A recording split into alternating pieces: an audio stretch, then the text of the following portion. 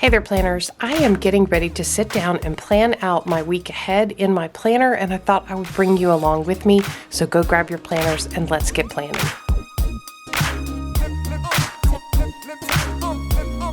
So it's Monday, January 1st of 2024. Still quite early in the morning. I'm still sipping my coffee, and I just finished my morning devotions and my faith planner, and now I'm ready to plan the week ahead. Now, typically I would not be doing this on Monday. I would be doing this on Saturday or Sunday, but I've been lost in the holly jolly, and I'm just sitting down with my planner to really plan what's going to happen in this week ahead. And I'm going to use this holiday that I have to catch up and get ready for the week ahead and really parts of the month. I wanted to bring you along with me so you could see my process and how I'm using my A5 Stylology planner now that you've seen it all set up and ready to go. Before I dive right in, I do want to pause and just say welcome to those of you who are new to Planning Annie. We are so glad that you're here. Here on this channel, we are a tribe of planner enthusiasts. We love our planners. We love our to-do list. We love being productive and getting things done. We also love all the creativity and planning supplies and mixed media and tools and stationery that come along with our planning. So if that sounds like something you enjoy, we do hope you'll consider subscribing and becoming a permanent part of our community. Make sure you hop down in the comments. There's always the best ideas from Planning Annie subscribers down in the comments below. Ask questions, answer questions, give ideas, and just join in the conversation going on after the video. For those of you returning, welcome back and Happy New Year. I am so excited about the year ahead. I hope you are too. And I'm excited about getting really into my planner and getting prepared for the week ahead. All right, so here is my week all set up. I shared a weekly setup video. I'll have a few videos around the setup of this planner, from the initial setup to the monthly setup, the weekly setup. I'll have all that listed down in the description box below, as well as all the supplies. If you do see something that I don't talk about and you're interested, just let me know. But I have taken the time to go through some of the monthly setup that I did not do in the video. So, plotting out the meal plan, putting a few ideas down for this channel. I've got my health trackers, which I'm starting to use, my mood tracker. I went ahead and did my monthly brain dump using my reoccurring task list, which I have in my planner, as well as my brain dump trigger list. I went ahead and kind of got everything out for the month of January. I wrote down my goals, and that brings me to this week where I'm ready to take some of that information and actually slot it into the day. The supplies that I have very close at hand are the leftover stickers from this sticker kit that I used to set up. So I've got a lot of cute things that I can use if I find a place to put them. I've also got some of my most used stickers in a little sticker album here. The sticker album is from Simply Gilded. I don't know if they sell it anymore. I've had it for such a long time, but I do have a sticker kit here, and these are the things that I use most frequently: weather stickers and payday stickers, just my most frequently used ones, as well as I have some close at hand, some other stickers if I'm interested in that. I've got my dot marker here. I've got a highlighter, a couple of highlighters over here in case I want to use those. So I've just got a few supplies at hand, and of course my coffee. I'm still working on coffee. So what I want to do is actually pull things in from kind of lay them out on the week, and this really helps me to see how busy is my week, so that when I want to tackle things like goals or additional activities, or if something is incoming that I need to do, I can actually see, do I even have room to do it this week? And so I'd like to lay out my schedule. The way I do that is I flip back to my monthly calendar, because this is the version of the truth. I also will use my Google Calendar on my phone, because my family members will put their schedules into there, and so I want to make sure I have everything plotted out.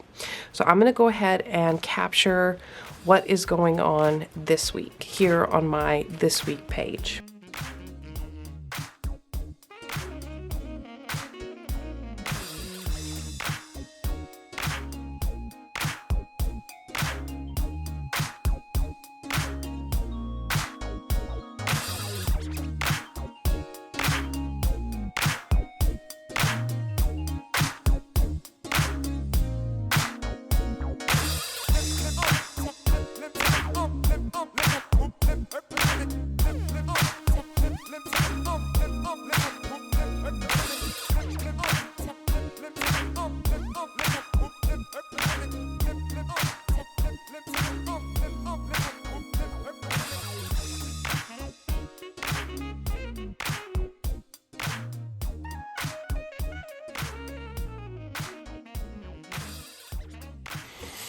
All right, so I have plotted out what is going on, and you can see I have plenty of room to add other things. These are mainly like appointments, events, days I'm working in office, things like that, just so that I have that quick glance view. Now, one thing you might say is, gosh, this seems repetitive. So I have it here on my monthly calendar. I'm pulling it in here. You can see that I'm getting a layer deeper in detail here.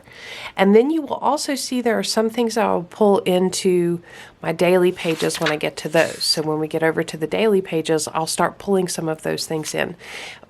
For me, it might seem a bit repetitive, but for me, it actually helps me plan out my day. That's how I make sure I'm being productive, and it's how I make sure that I am having enough time to accomplish all the things that I need to accomplish. Because I'm filming this is going to take a little bit longer for me to go through this process. Normally, this would take me about 10 to 15 minutes to just sort of set up for the week ahead and prep for the week ahead. So this part of the process doesn't take that long, but it helps immensely when I'm actually in my day and in the week and, sort of thinking about when things can get done. I've got this list of things that aren't appointments. They're just kind of to-dos. And if I don't understand what I have planned, I could be putting those off toward the end of the week when the end of the week is my busiest time and I have the least amount of free time to get these things done, right? So that's kind of the reason for laying out and plotting things out. So this is a great start for the week at the glance. Now I'm ready to flip over and start planning the days. I do have, because health is one of my goals, and you can see I've already started this morning. My coffee is completely black, no creamer, no sugar. So I am doing a food log in my planner within the week, and I have found that logging food is just one of the best accountability tools when you're trying to get back on track with something like health, and cut out sugar, which is what I'm trying to do. I'm trying to disconnect myself from that beast. And so I'm going to spend a minute and just write down quickly what I have already eaten this morning for breakfast. Okay, so now I'm ready to get into the days and sort of plot out initially the days. Most of the activity that happens on my daily pages happens in that day. So let me start pulling from the week into the days. All right, so one of the things I like to capture is what we are planning from a meal planning perspective.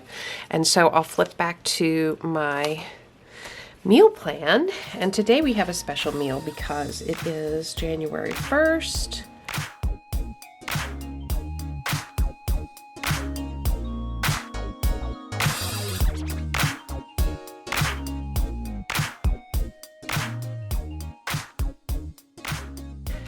And I'll go ahead and plot that out for as many days as I have. One of the items I do have on my to-do list today is to meal plan for the rest of the week.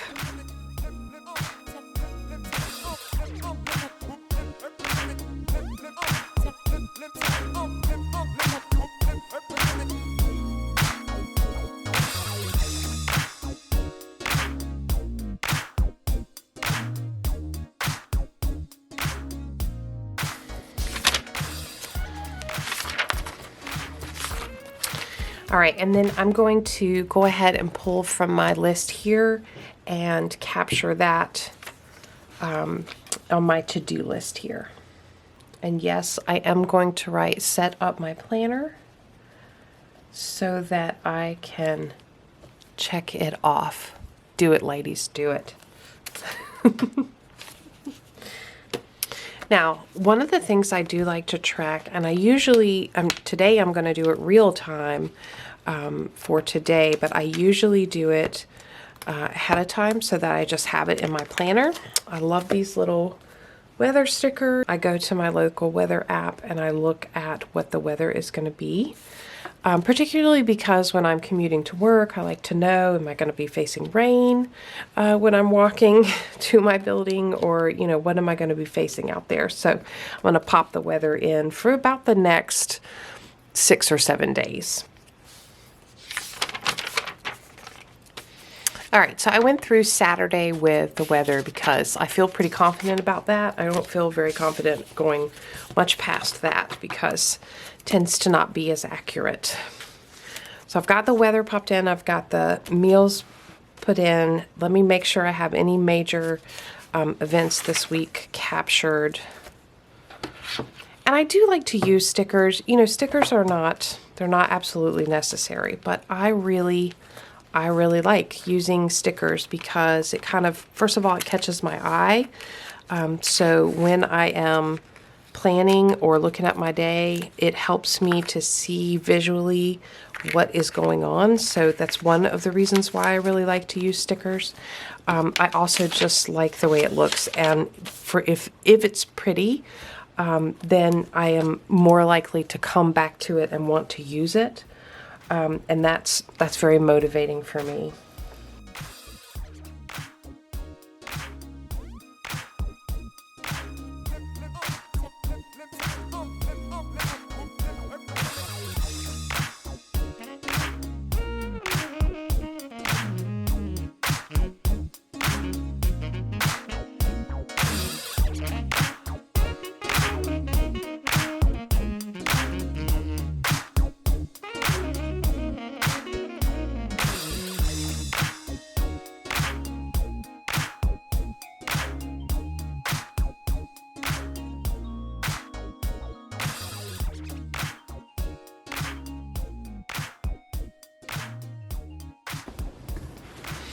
Okay, so I think I have things plugged in. I will leave the time strips. You can see I did plug in some things that go, you know, at specific times, appointments, things like that.